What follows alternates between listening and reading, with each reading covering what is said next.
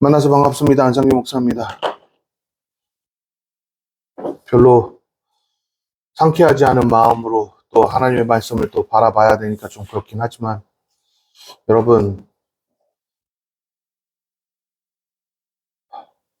제가 알고 제가 배운, 그리고 제가 함께 했던 청교도들은 민주주의를 목숨처럼 여깁니다. 모든 권력은 국민으로부터 나온다라는 것을 목숨처럼 여기고 있습니다. 모든 권력이 국민으로부터 나와야 하는데, 사법이 국민보다 위에 있고, 법치가 국민보다 위에 있고, 권력이 국민보다 위에 있고, 이거는 정말 오래전부터 계속해서 있어 왔던 현실이기 때문에 참 안타깝습니다. 대한민국 모든 곳은 정말 카르텔이다라는 생각밖에 없습니다. 교회도 카르텔이고, 정부도 카르텔이고.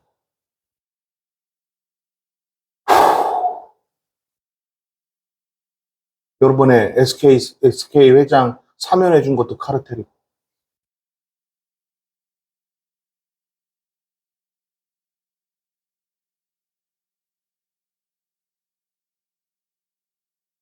여러분, 우크라이나에다가 우리나라가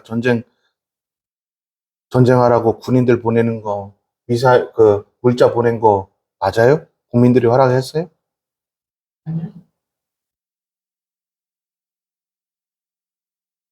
많이 있고 허락했나요? 안 했습니다.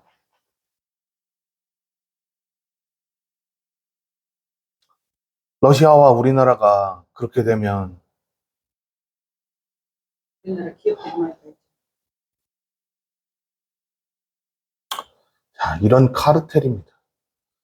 제가 아무리 제대로 된 말씀을 전달하고 제대로 된 강의를 하고 성경은 이런 것이다 알려줘도 이미 대한민국 교회에 2단, 3단, 진짜 2단이라고는 인정받지는 않고 우리 정파에서 놀고 있지만 실상은 근본주의자들인 그런 사람들이 과연 이 사상이 온전하게 바뀔지 모르겠지만 제가 이 유튜브를 하고 있습니다.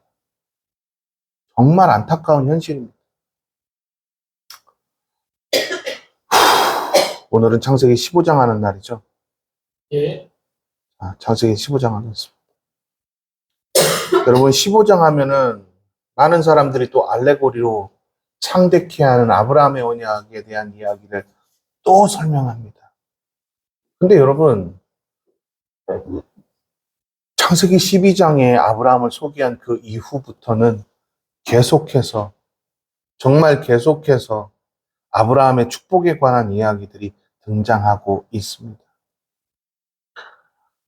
그런데 창대케 된다라는 그 메시지는 여전히 유효한 것인데도 불구하고 하나님께서 왜 창세기 15장에 다시 한번 말씀을 하셨냐. 온전한 신뢰를 하고 있는 아브라함이 되기를 바라는 마음으로 했던 거거든요. 근데 아브라함의 입장에서 이 글을 해석하고 통시적으로 적용해야 하는 그런 사명을 가지고 있는 목회자들이 성경을 몰라. 그래서 알레고리를 풀고 있습니다. 그래서 그 알레고리를 타파하기 위해서 지금 오늘날의 유튜브 제가 하고 있습니다. 책 하나 주실래요? 제 거? 자, 제가 다음 주부터 교보문고에서 팔게 되는 제 책이 나왔습니다. 지금 제가 속해 있는 개혁주의 학회에 이미 이제 포럼을 통해서 다 전달을 했고, 이 책은 여러분한테 꼭 사라고 말씀드리는 건 아니지만 진짜 하나님을 알기를 원한다면 성경을 바르게 읽도록 돕는 자료라는 이 책 보셨으면 좋겠습니다. 이 책은 알레고리로 성경을 읽지 못하도록 시대적 배경과 고고학 배경 그리고 성경을 어떻게 읽어야 하는지의 방법을 여기다가 해놨습니다. 그러니까 여러분 좀 두껍습니다. 많이 두껍습니다. 제가 낸 책 중에 가장 두껍습니다. 그렇기 때문에 여러분 이 책 두껍다고 안 읽지 마시고 웬만하면 좀 사서 읽어주셨으면 좋겠습니다. 책 장사하려고 하는 거 아닙니다. 이 책 팔아봤자 저한테 돈 들어오는 거 아무것도 없습니다. 다 출판사에서 가져갑니다. 그러니까 뭐 제가 돈 받으려고 하는 거 아니라는 것만 명심해 주시길 바랍니다. 자, 15장입니다. 그 후 야훼의 말씀이 환상 가운데 아브라함에게 임했습니다. 여기서 말하는 그 후라는 이 개념이 등장했으니까 당연히 묵시문정이겠죠. 다음 이야기를 준비하기 위한. 그러니까 다음 내용들을 어떤 내용을 설명하고 싶은 거예요. 자, 그 후라는 이 개념은 하나님께서 318명을 통해서 하나님의 백성을 살리시고 하나님께서 전쟁에 승리하시면서 야훼의 전쟁에는 사람 인원수가 중요하지 않음을 선포하신 사건이었죠. 그렇죠? 예. 아브라함아 두려워하지 마라. 나는 뭐라고요? 내 방패니. 네가 받게 될 상이 아주 클 것이다. 방패와 받게 될 상은 무슨 관계가 있을까요? 고대 근동사회에서 방패라는 개념을 이해해야 합니다. 그래서. 근데 이것도 제대로 이해하지 못하기 때문에, 그러니까 이거를 뭐라 그러냐면 시대적 배경이라고 하거든요. 이 시대적 배경을 완벽하게 이해하지 못하기 때문에 문제가 되는 겁니다. 방패를 여러분 뭐 다윗 이야기할 때 다윗 성에 방패가 그득했었던 것을 설명하죠. 그렇죠? 히스기야가 여러분 막 자랑한다고 방패 자랑했던 것도 알고 계시죠? 그 방패가 그러면 상징하는 게 뭐였을까요? 보호라고 단순하게 우리는 그렇게 알고 있어요. 근데 이 방패가 야훼의 보호라고만 생각한다면 50점짜리 대답이에요. 고대 배경을 이해해야 해요. 이 고대 배경이 정말 중요하거든요. 왜? 이 방패가 그때 당시에 사용됐던 단어가 보호의 의미만을 가지고서는 사용하지 않았기 때문입니다. 히브리어 마간이라는 이 단어는요. 유튜브인데 또 히브리어 썼다. 큰일 났네. 자, 아무튼 고대 근동사회에서 방패라는 의미가요. 어떤 의미냐 하면 반드시 너에게만 주어진 특권이라는 배경을 깔고 있어요. 보호가 뭐라는 거예요? 특권이라는 얘기예요. 다시요. 보호가 뭐라고요? 특권이에요. 반드시 하나님은 나를 지키시는 거예요. 반드시 하나님은 우리와 함께 하시는 거예요. 반드시 하나님은 나에게 이 특권을 허락하셨기 때문에 반드시 이 특권에 상응하는 행위를 하신다는 거죠. 됐나요? 그러면 상급하고 관계가 있는 거예요. 왜요?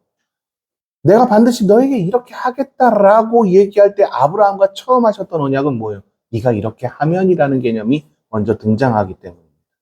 맞습니까? 거기에서의 네가 이렇게 하면은 순종이었어요.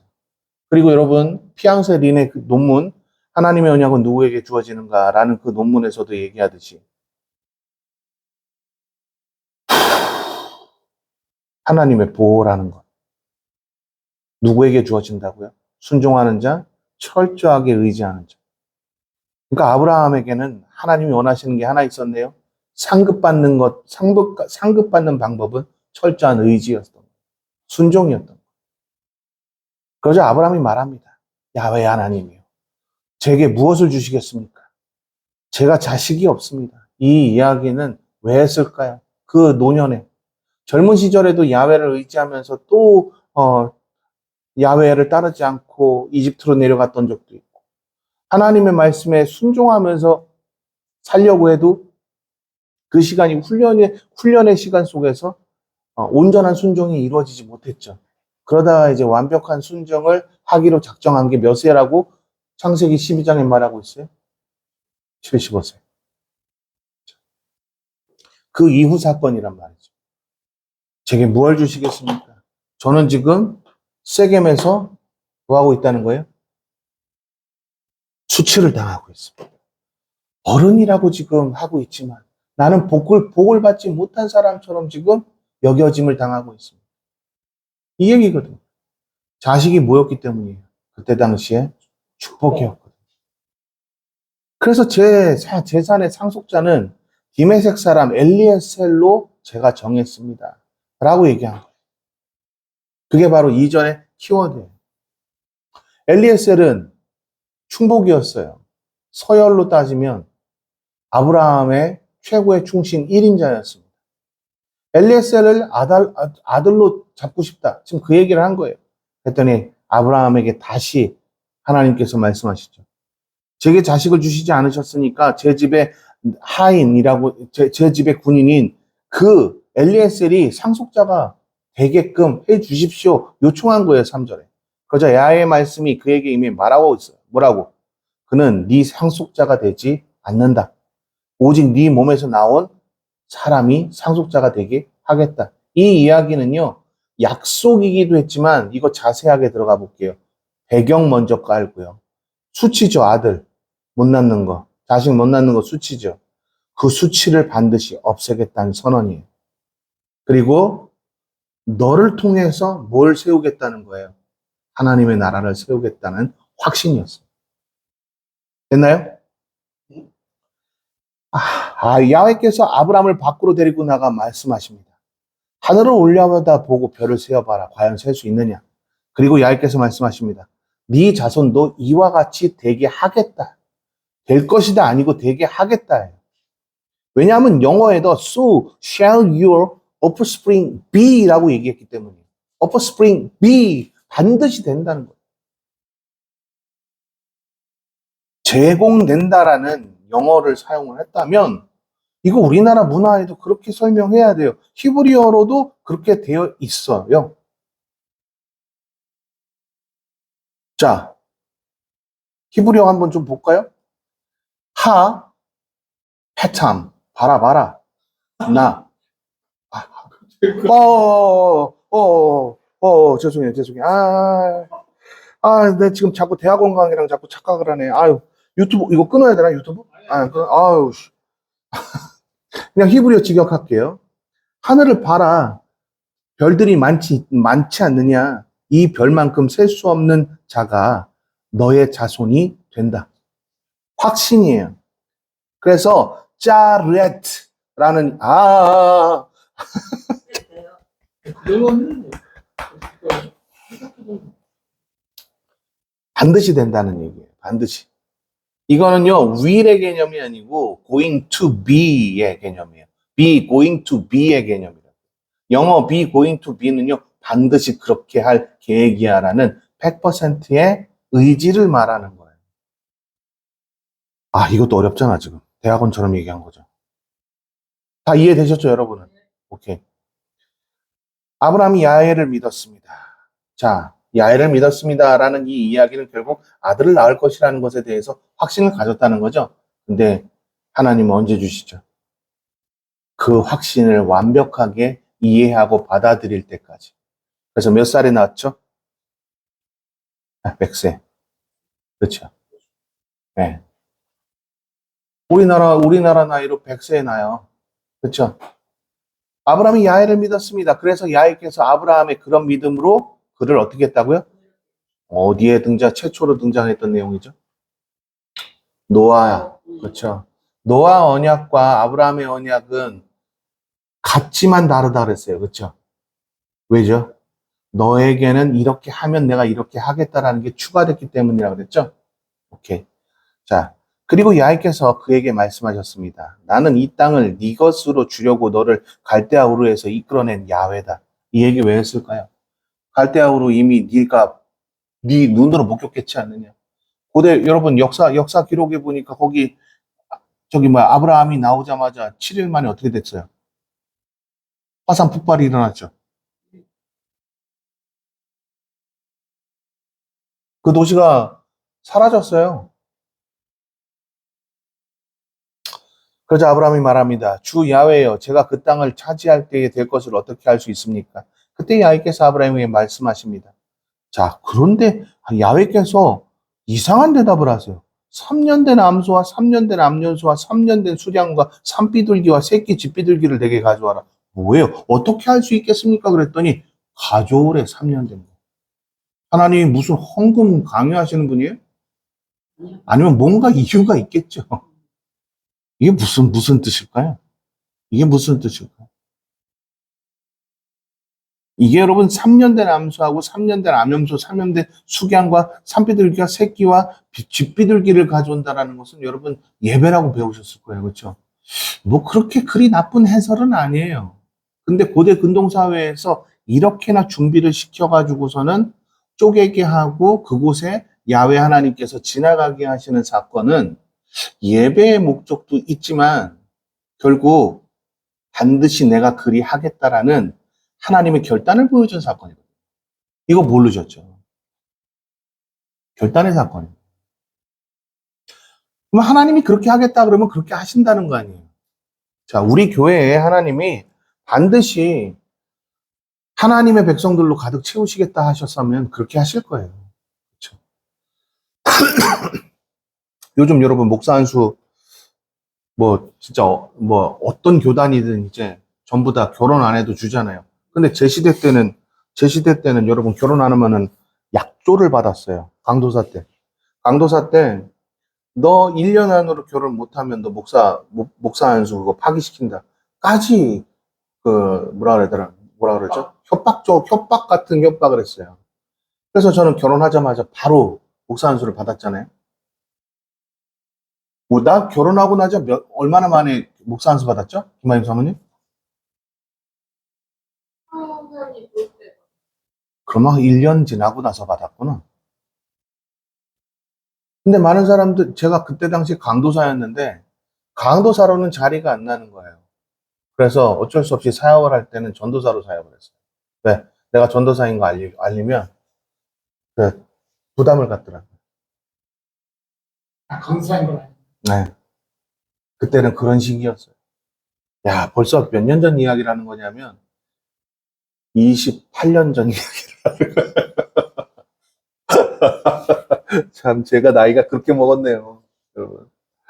야, 웃기죠? 자, 봅시다. 28년인가? 18년. 아, 18년인가? 아유, 그렇구나. 나 지금 화가 많이 나서 지금 헛갈렸나 봐. 어. 자, 그러면서 이제 솔개들이 아브라함이 가져왔고 그 쪼갠 것을 서로 마주보게 했어요. 그러나 새는 쪼개지 않았다고 나왔죠. 새는 왜 안 쪼갰을까요? 새는 쪼김의 대상이 아니었나요? 쪼개의 대상이었어요. 근데 여기서 쪼개지 않았던 이유는요. 약속의 언약이 나에게도 있지만 아브라함에게도 있다는 것을 알리기 위한 신호였는데 이거에 대해서 고고학을 모르니까 그때 당시의 의식에 대한 제의적 사고를 잘 모르니까 이걸 해설을 못한 거예요. 됐죠? 근데 솔개들이 그쪽엔 고기들 위에 내려왔어요. 그랬더니 아브라함이 그것을 내쫓았죠? 왜 그랬을까요? 왜 그랬을까요? 하나님의 영역에 누가 함부로 끼어드는 것에 대해서 보호할 의무가 있는 아브라함의 모습을 볼 수가 있는 거예요. 맞아요? 자, 그러면서 해가 질 무렵 아브라함이 깊은 잠에 빠진대요. 캄캄해지자 그는 몹시 두려웠대요. 근데 야훼께서 말씀하세요. 너는 분명히 알아라. 내 자손이 다른 나라에서 나그네가 돼 그들을 섬길 것이며 400년 동안 그들은 네 자손을 괴롭힐 것이다. 이 얘기 왜 했을까요? 아브라함 너와 나는 언약으로 맺었고 언약으로 네가 의인이라는 것을 내게 인정받았지만 너의 자손은 그러지 못할 것이다. 그렇지만 나는 너의 약속을 어떻게 한다? 깨버리지 않고 지킬 것이다. 반드시 지킬 것이다. 그 말씀하시려고 했다라고 피츠라고 하는 팀이 밝혀냈어요. 고고학 팀이요. 수장 누군지 아시잖아요. 네. 존 피터슨. 아시잖아요. 요하네스 피터슨이. 이미 밝혀냈어요. 논문만 읽어봐도 충분히 알고 고고학 자료들만 쭉 책 나온 것들 요즘에 나온 뭐 이제 예를 들어서 쿰란이라는 뭐 매거진도 있고 저거 뭐야 저기 뭐야 그 아초로지스트라는 저기 뭐야 매거진도 있는데 그런 매거진들만 읽어도 이런 거 다 알아요. 근데 목사들이 왜 그걸 못 읽을까요? 영어를 못해서. 그러면 나 같으면 영어를 못해도 만약에 나라면 영어 잘하는 사람들한테 이거 번역해달라고 한국말로 번역해달라고 내가 수고비를 주겠다고 하고서 공부할 수 있잖아요. 그죠? 공부해야 안 해요, 대한민국 목사들. 바쁘대. 신방하기 바쁘대. 도대체 뭐가 그렇게 바쁜지 모르겠어. 나는 목사 안수 받고도 내가 2009년에 목사 안수 받았잖아요. 제가 교수 된 게 2011년이죠? 네. 나 지금까지 공부하잖아. 새로 나온 논문 있으면은 저 과부 벨레돈을 내서라도 사요. 아, 교수님은 영어 독해력이 굉장히 괜찮잖아요. 이런 얘기 그만 좀 했으면 좋겠어요. 그럼 지도 공부하면 되잖아. 맞아요. 아, 교수님은 고전 히브리어 잘 알잖아요. 아, 그럼 지도 고전 히브리어 하면 되잖아. 뭐가 문제인데? 공부 안 하는 목사들한테 설교 들으면 여러분 수준 딱 티나잖아요.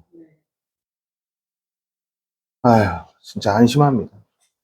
그러니까 근본주의에 가득 차서 카르텔이 돼버린 이 대한민국 교회를 어쩌면 좋냐는 말이에요. 아휴, 또 봅시다. 그러나 내가 내 자손들이 섬기던 그 민족을 내가 반드시 심판할 것이다. 그러니까 하나님은 누구 때문에 430년이라는 그 종살이 했던 그들을 구원시키신 거예요? 아브라함. 아브라함의 약속 때문에. 그 결론이 나는 거예요. 문맥상 그 결론이 난다고요. 행가관을 읽어보면 아브라함으로 인하여 그 일이 이루어진 거예요. 그러면 여러분, 내 자식이 잘 되려면 내가 하나님과의 관계가 어때야 되겠어요? 온전해야 되는 거예요. 동의하십니까? 네.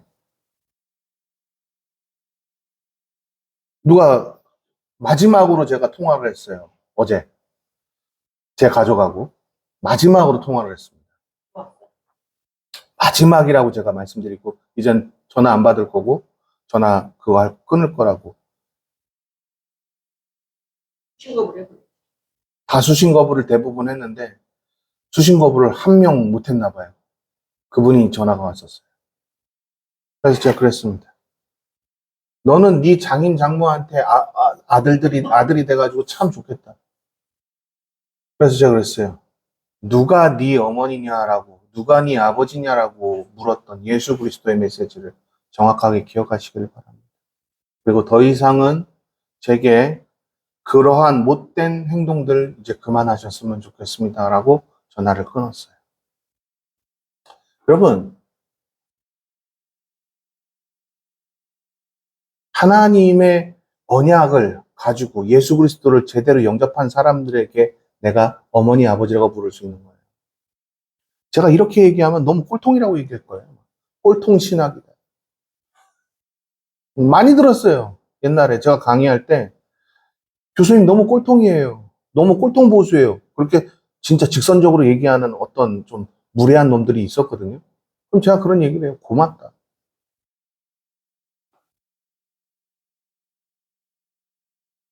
하나님의 가치를 중요하게 생각하는 사람은 보수가 될 수밖에 없어요. 알고 계세요? 지금 국민의힘 같은 그런 보수는 가짜예요. 걔네는 보수 아닙니다. 자, 그다음. 그러나 너는 복된 노년을 보내다가 평안히 땅속에 묻혀 네 조상에게 돌아갈 것이다. 봐봐요. 마지막까지 아브라함은 인정받았어요, 안 받았어요? 그래서 세겜에 장사 지낼 때도 어떤 일이 벌어졌는지 생각해 보세요. 다 우러러봤잖아요. 그렇죠? 네 자손은 4대 만에 여기로 돌아온다. 몇 대 만에요? 4대 만에. 근데 어디로 돌아왔었어야 되는 거예요? 세겜이에요. 그렇죠. 세겜이 예수님 시대에는 뭐라고 불렸어요? 음, 이건 박사과정에서만 아는 내용이죠. 사마리아라고 부릅니다. 세겜이 여러분 사마리아예요. 근데 사마리아를 더럽힌 놈들이 있었죠. 북쪽 이스라엘 시대 때, 분단왕국 시대 때. 대표적인 놈이 누구예요? 오므리입니다. 오므리. 어떤 사람들은 오므리보다 아합이 더 심하지 않았어요? 그 기반을 마리한 게 오므리고요. 그 다음 아합이에요. 근데 여러분 세겜 하나님께서 지정하신 그 장소. 근데 여러분 근본주의자들은 뭐라 그래요? 세겜이 아니라 어디라 그래요? 예루살렘. 철저하게 하나님을 의지할 수 있는 곳 바로 세겜이었어요. 그곳으로 다시 돌아오게 한다고 약속하셨는데 해가 지고 어둠이 덮이자 연기 나는 화로와 횃불이 그 쪼갠 사이로 지나가게 됩니다. 하나님이 반드시 그렇게 하겠다는 의지를 나타내신 거죠. 17절에요. 그 내용이에요, 이게. 근데 이거 가지고서는 잘못 해설했잖아요. 결국 저주받은 종살이한 목적이 뭐 때문에 그래요? 솔개가 뜯어먹으러 왔기 때문이잖아요. 어떤 근거로 그런 얘기를 하는지 모르겠어요. 우리나라에서 가장 큰 교회 있잖아요. 그 연세대학교 이름 따서 하는 교회 있잖아요. 그날에 야훼께서 아브라함과 언약을 맺으시며 말씀하셨습니다. 내가 네 자손에게 이집트 강에서부터 큰 강 유프라데 강까지 이 땅을 주었다. 곧 겐 족속, 그니스 족속, 감문 족속, 헷 족속, 브리스 족속과 르바 족속과 아모리 족속과 가나안 족속과 기르가스 족속과 여부스 족속의 땅이다. 내가 너에게 이 땅을 줬다라고 말씀하신 이유, 진짜 세겜만 주신 게 아니라 그 모든 땅을 다 주셨다라고 하신 그 이유가 뭘까요? 아까는 분명히 이 땅으로 다시 돌아오게 될 것이다라고 지명한 건 세겜이에요.